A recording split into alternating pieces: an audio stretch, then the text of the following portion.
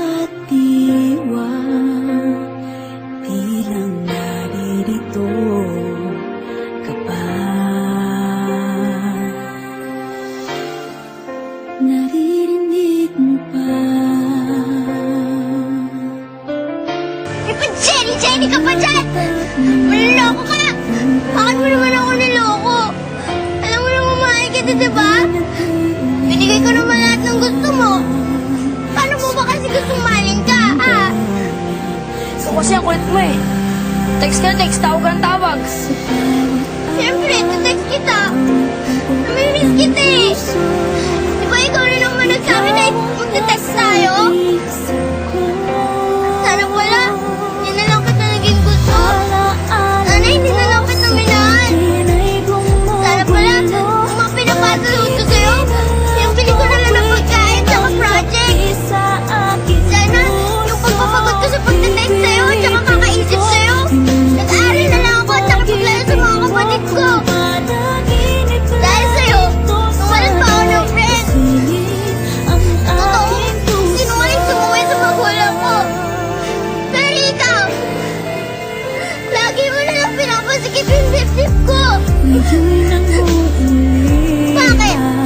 Dahil cute ka? Dahil marami nagkakakal sa'yo, kaya pwede mo na gawin ito sa akin? Na ngayon, kaaway na kita. Di na ako makikipagpati sa'yo kahit kailan.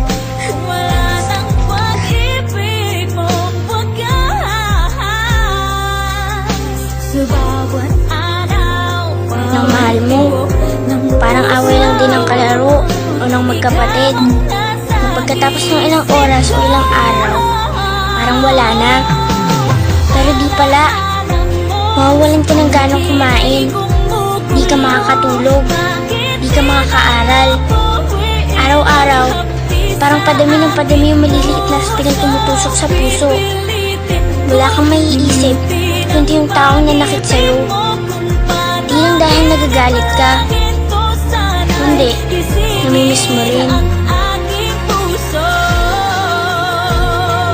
Tama nga yung sinasabi sa akin ng parents ko.